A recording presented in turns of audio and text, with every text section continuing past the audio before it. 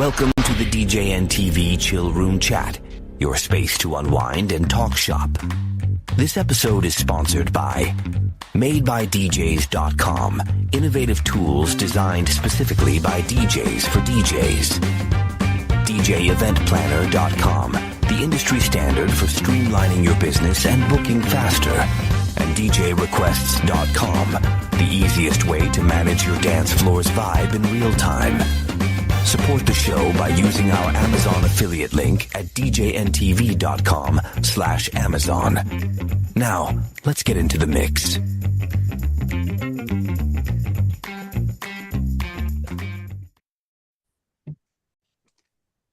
Hi guys, welcome to Tuesday nights. There's Bill. He's hiding his wife. She's in the witness protection program. We've got John, Damon, Tom's here, Brian's here, blessing us with his presence tonight. So, Damon, you recommended some viewing for us earlier.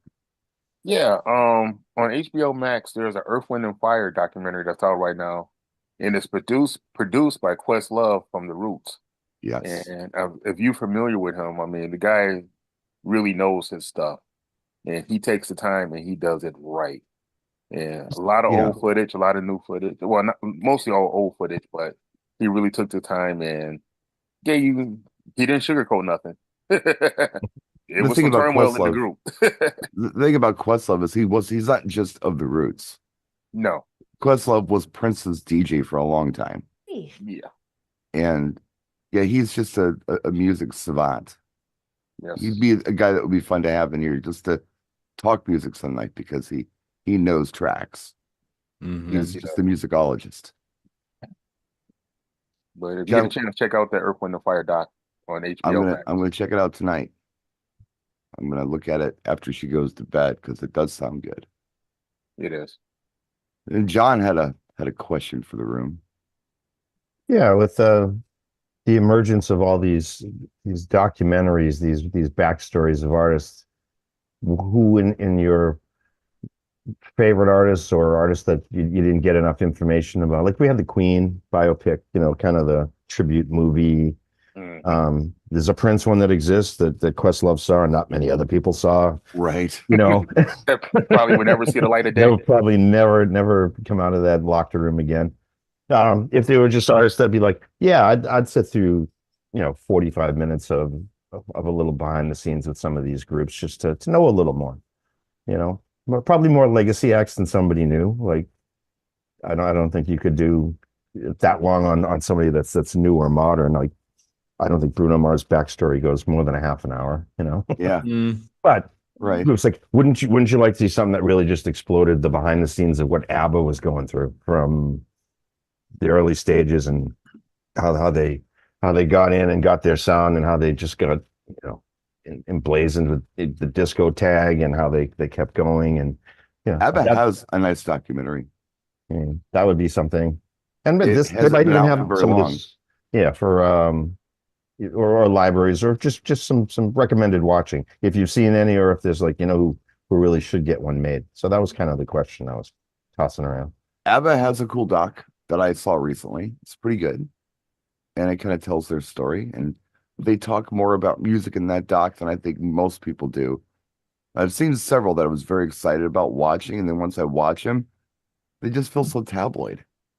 And I'm interested in music. How do they come up with this? How do they come up with that? I watched the Donna Summer documentary, and it was about Donna drama. It wasn't about the music as much. Same thing with the Whitney Houston one. Was it like that too? Yeah. Yeah, I don't care about the tabloid stuff. I want to know about, how did they come up with this and how did that happen? And Right. what's the story on this? They brought through her music, but it was really focused on kind of like everything that went in with Bobby Brown and all of that. Yeah. I mean, a little bit of that's need to have it for context, but I'm one of those guys that likes to separate the art from the artist. Make it an anthem. Yeah. Yeah, I'd like to know a little more about the artist, but I'd like to know more about the music. So the Earth, Wind, and Fire documentary hopefully does that. They're talking about the music. You're going to like it. Good. Yeah. Like on the Whitney, they could have went to like Cece and said, how was she growing up? And she was singing in church and show us some of that stuff. And not just like the scandals and the drama, but yeah, what put her in the spotlight. who picked up on it and said, this girl has something, that she does something, and we got to get good writers in front of her because she's going to chart with a voice like that. I thought the Van Halen one was good. Which one, Bill? Which one? Well, they did a couple of them, but basically going through and like the start of Van Halen, they went all through like the transition of bringing in Hagar, bringing in, Gary Sharon, and then the breakup and all of that. The interesting Van Halen story to me is the origin story. And I know quite a bit of it because a very, very good friend of mine, his wife's father was Eddie and Alex's music theory teacher at Cal Poly. Oh. And they were friends until her father died. He was backstage at all the shows. He had an open backstage pass. There are pictures of my friend's wife when she's, a little girl standing backstage with Van Halen. And the punchline is they're Mormons. So this is not like their normal wheelhouse, but her father, Truman Fisher, was very close with the Van Halen brothers and the rest of the band. And they took very good care of him. And he's even mentioned a lot, like in Alex's book, he's mentioned. Mm-hmm. In a lot of the book, they're mentioning Truman. The story that I heard that was cool was when Eddie first got his money for Van Halen, his advance, he called Truman and said, "Hey, look, I got this money. I want a really good piano. Can we go piano shopping?" Like, sure. So he sends a limo to pick up Truman, and they go to like this really exclusive piano shop in Beverly Hills. And Truman spends all day there on every piano, just on everything. Finally, he finds one. He's like, "Yep, this is the one right here." So they bought it. So Truman picked out Eddie's grand piano. But it's stuff like that I think is so cool that I know that nobody knows. Yeah. That would be neat to see in a doc.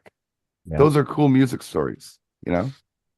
And the fact that he didn't forget the teacher going forward and they still remain close to the end. And it's like this is a lifelong past. This isn't like I'm famous now and I don't need you anymore. He remembered where he came from and was cool to this dude and his family. And he influenced the boys to, do avant-garde things and do things that maybe they wouldn't normally do. Don't play it so safe. Try this. Yeah, this is cool. I like this.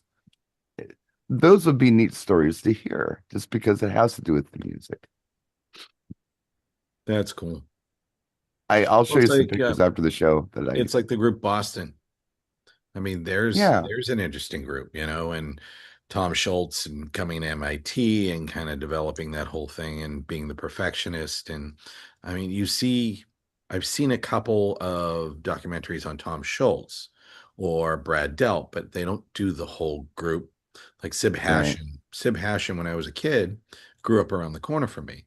Well, I grew up around the corner from him. Sorry, but you lived near each other. Yes. Nobody takes the higher path on that one. That way you both win. Yes, he did. Yeah. And he's a neighbor. His daughter's actually married to The Rock.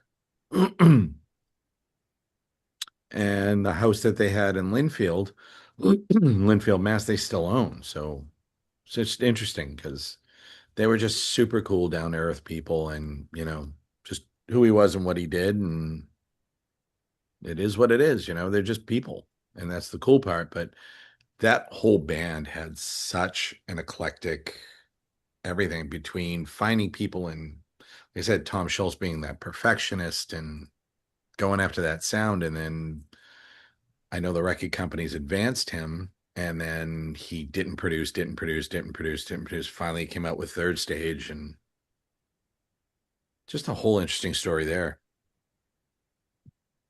What has been a really good doc that you've seen that maybe a lot of people aren't aware of? Was John had mentioned ABBA. There's actually a really good ABBA doc that's maybe a year or two old. That's out there. You get anything that followed the history of like Laurel Canyon, like the whole I've seen the Laurel Canyon doc. And connection to Linda Ronstadt and Stephen Stills and how everybody's just all, enmeshed. It's like, they all kind of came from. Have you seen that doc? I've seen clips just because there's little bits that show up in reels, but it's like, this would be an interesting watch because it's a good doc. The problem I had with the doc, and you know me, there's a band that is, I don't know, somewhere, I don't remember where, on Hollywood Boulevard at some iconic club. They'll stop after a story and this band will play a song from, one of the artists from Laurel Canyon. And then they'll go back and talk more. It's almost filler. I wish those songs weren't in there so I could just hear more about Laurel Canyon. Give me more stories. Don't give me this band playing this music. I don't want to hear that. And the other part of it is to get to interview these people while they're still with us, because eventually all these stories disappear. They're getting older, these guys, and you want to get the stories, and that's why sometimes the Rick Beatos and the Professor O'Rocks that actually take the time to ask the questions, sit down with Rick Wakeman or sit down with the producer of some album, and they're getting up there in the years. It's like, tell me everything. It's like, but ask good open-ended questions so you get decent feedback and have a dialogue, Yeah. I think Kenny Loggins documentary would be awesome. That'd be an interesting one. One that was super be interesting is Leland Sklar. Bass player, he played for Genesis and so many, but I got the chance to meet him at NAMM, and he was just an amazing down-to-earth human being and just great to talk to. Be like you're just talking to any one of us here. It's just, there's no attitude, there's no nothing. He appreciates everybody who's a fan and wants to impart his knowledge. And that's a guy who's played on so much. He's a bass player of bass players. There's a doc out there called And Then There Were Five. I think that's what it's called. Ooh. And that's Genesis. And it's Phil Collins, Tony Banks, Mike Rutherford, Peter Gabriel. Ooh. And one of their guitar players. I can't remember his name. But this is probably going back 10 years. And they're interviewing them. They're talking to them and they're showing clips and kind of the history of things. It's very good. It's a long doc, but it covers a lot of cool stuff. And they get into the music. When Phil still had his health.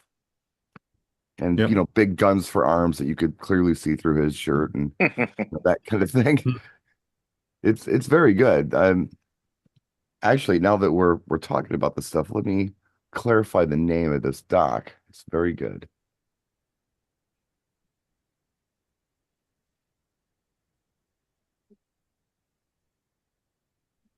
Let's see. Together and Apart. Steve Hackett. Oh, okay.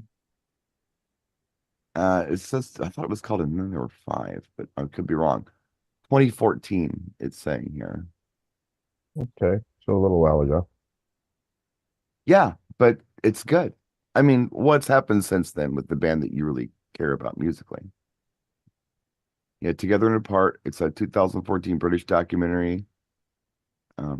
BBC put it together. It's good. It's very good. 90 minutes long. Yeah, that's the one to watch. But maybe there was a segment called And Then There Were Five. I don't know. But it's decent. Where they have them all there and they're talking about everybody. The other one that I thought was really good, there was actually a Wham documentary. And that would be good. Andrew Wrigley was kind of taking you through things. And it was interesting because I think a lot of us felt like Andrew Wrigley was just kind of there along for the ride. No, he was actually pretty instrumental with everything.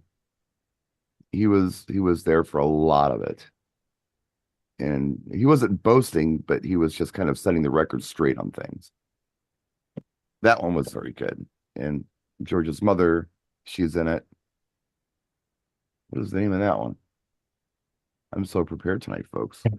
Well, we always just pick these topics off the cuff and just kind of go with it. But it's good that he had a chance to defend himself because he's just along for the ride on, George Michael's coattails. It's like, no, he actually contributed something.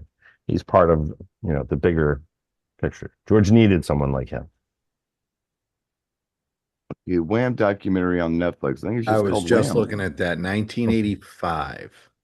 Visit to China. No, this one is 2023. The You're real talking about Foreign Skies. You're talking about Foreign Skies. Foreign Skies is a documentary they did when they went to China and they played China. They might have been like the first rock American or Western band to play China back then. But yeah, it's Well, it's Freedom 2003 Wham Uncut. film. Looks like there's a couple. It's Freedom Uncut in 2022 and The Real George Michael Portrait of an Artist in 23. Yeah. I don't know which one that I'm pretty confident the one I saw was the one on Netflix. It's just called Wham. It was pretty good. I would like to see more George Michael stuff without Great the tabloid artist. stuff. I mean, you can take all the key ones like Queen, AC/DC, the Eagles. There's been a ton of them on them. But like you There's said, some good rock ones it's too. That just that but I want happen to see stuff accidentally. on these artists that I won't say forgotten, but the key ones that deserve some recognition. Yeah, well, like the behind the scenes of Live Aid and see all the bands and together and interacting. There's been documentaries done on that, and there was probably 5 or 6 different parts to that. Or the Moscow show where it was, I don't know, Bon Jovi, Cinderella, Skid Row, Ozzy, and they all went to Moscow, and it was still very, very, Moscow. very much CCP. It was very, it wasn't like you were welcome there, but the things were starting to change culturally, and they were trying to bring in some of the American influence music. But it's basically just shot on like a Super 8 cam, and it's the band chasing each other around, and it's behind stage, and it's dealing with the authorities and the stuff they had to go through to be there and put on that kind of show. I mean, that's those period pieces.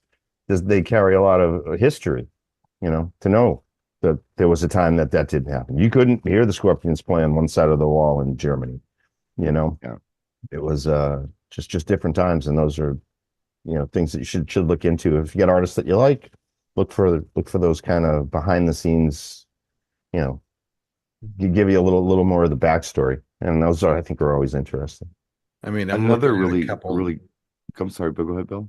Oh, I was looking at a couple. There's one called Amy of Amy Winehouse. The Gimme Shelter, the Stones. I mean, those Don't Look Back, Bob Dylan. I can tell you that a really good one that I watched, and it was kind of a spattering of a lot of things, and that's what I like, was Yacht Rock, the documentary put on by HBO Music Box. I'll have to look at that one. That one came out last year in November, and I got a lot out of it. I learned a lot from it. And they had the actual artists there for the most part. The only one they didn't have there was Donald Fagen, and that's kind of the joke. The joke of the whole thing. But it's really good. They did a good job with it. Kenny Loggins and Michael McDonald were there. Whoever's left of Toto was there. It's good. And they're interviewing people and talking about things and talk about the origin of how the yacht rock term came up and what they were doing. And it's good.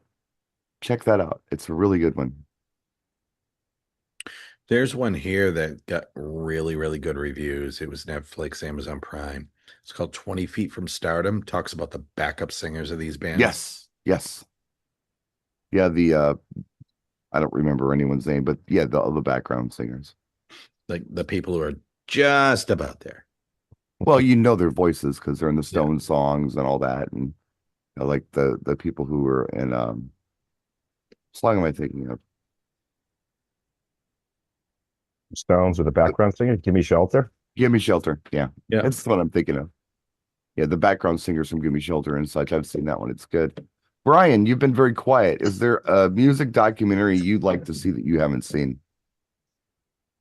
Well, I wouldn't mind seeing a whole one show on it, but I've seen many documentaries, like back behind the scenes of Lady Gaga before she became Lady Gaga.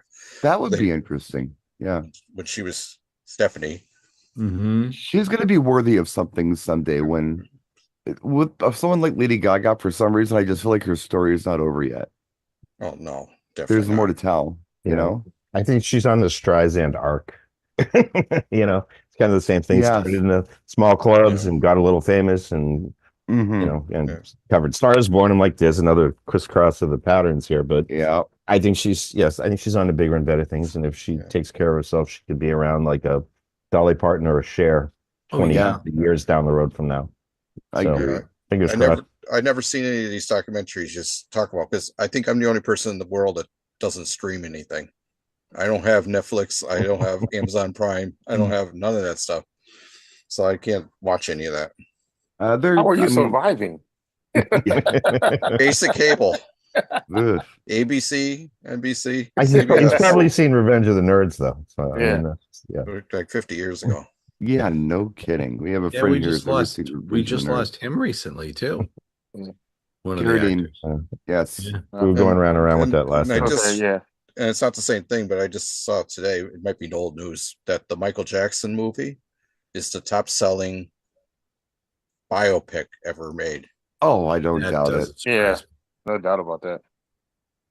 Well, how about a fictional? And guess what? You can stream Spinal it now. Tap. Yeah, I'm waiting for it to be On free. what? I don't, whatever. LimeWire? No. No, I said a fictional. How about a fictional documentary, Spinal Tap? Yeah, there was another one. There was a movie, fictional movie. Was it Daisy and the Six? Oh, I've never And seen it was supposed to be. It's actually. I'm trying to think of who the heck it was. Someone's daughter. Someone really big. Their daughter. And whoever daughter they were, the parent died right before it came out, and I can't remember who this was, who the daughter was, but she was a really. Oh, it was Michael Jackson's daughter, and I'm pretty confident that was it Michael Jackson's daughter. No, Paris? I don't think it was Was it? Paris Jackson. Who was that? I'll tell you in a minute. Again, so prepared. I apologize.